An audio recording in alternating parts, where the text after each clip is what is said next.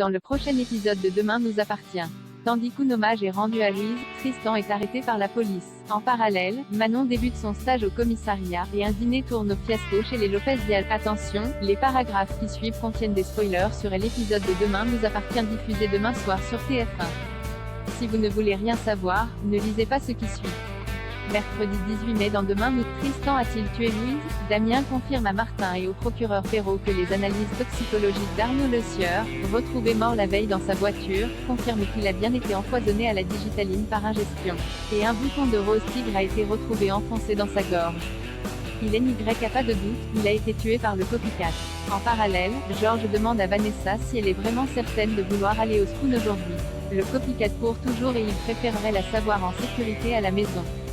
Mais Vanessa tient à être présente pour l'hommage rendu. Louise et Barr l'ont acceptée comme elle était, ils ont toujours été là pour elle. Elle se doit d'y être, en la mémoire de sa patronne. Mais elle assure à Georges qu'elle fera attention. Dévastée par la mort de sa femme, Barr a du mal à écrire un discours pour l'enterrement. Anna conseille à son fils d'écrire comme s'il s'adressait directement à Louise. Selon elle, si Barr ne prend pas la parole, il finira par le regretter un jour. Au même moment, le jeune homme reçoit un mail de l'agence de voyage au sujet de l'itinéraire surprise qu'il avait préparé pour son voyage de noces avec Louise. Il s'effondre en larmes dans les bras de sa mère. Au commissariat, l'enquête avance. En analysant le portable d'Arnaud Le Sieur, Georges et son équipe ont découvert des messages échangés entre Le Sieur et sa petite amie juste avant sa mort.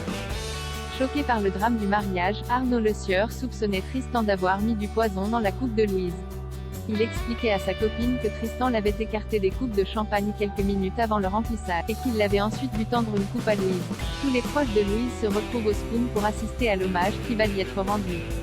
Barr remercie Vanessa d'avoir organisé cette veillée et lui avoue que Louise l'aimait beaucoup. Barr lit ensuite avec émotion quelques messages laissés dans le livre de condoléances acheté par Vanessa. Tristan étant désormais soupçonné d'être le copycat, Martin en dit plus à Sébastien Perrault sur l'ex-patron du spoon. Il lui raconte que Tristan est le frère de Sacha Girard, et qu'il a dû faire face à l'emprisonnement pour meurtre de ce dernier, mais aussi à la prise d'otage qui a coûté la vie à Ulysse, et plus récemment à une séparation douloureuse. Pour Perrault, cela fait beaucoup pour un seul homme, mais Martin a du mal à imaginer Tristan en tueur en série. Pourtant, pour le procureur, la frustration de voir les autres heureux peut tout à fait faire briller quelqu'un. Il demande ainsi à Martin d'interpeller Tristan au plus vite. Le soir venu, Martin débarque avec Nordine au spoon et demande à Tristan de les suivre.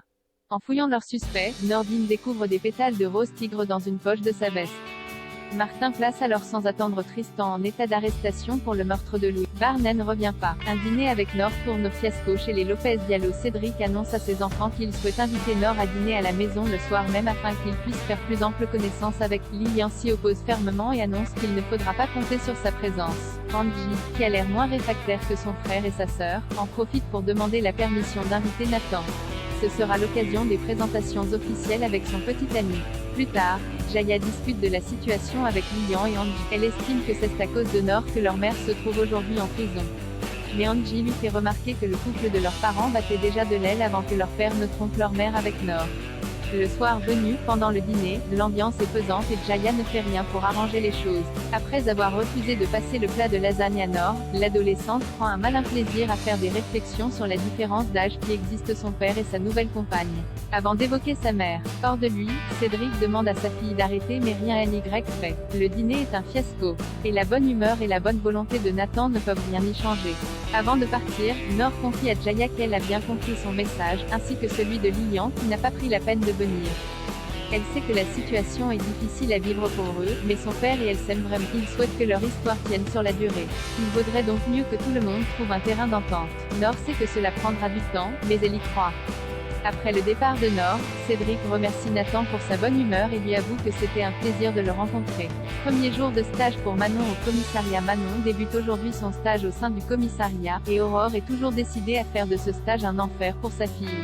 William fait remarquer à sa femme que leur fille est coriace, mais Aurore est persuadée de l'être encore plus. Elle ne va rien lâcher.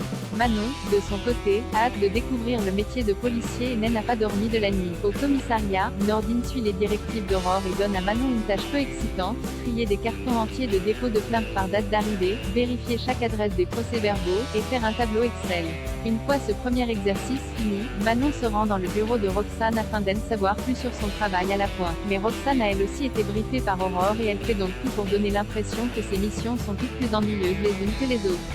Mais Manon trouve tout de même génial de pouvoir suivre les gens grâce au bornage téléphonique ou de pouvoir découvrir les secrets des criminels en appelant leur téléphone.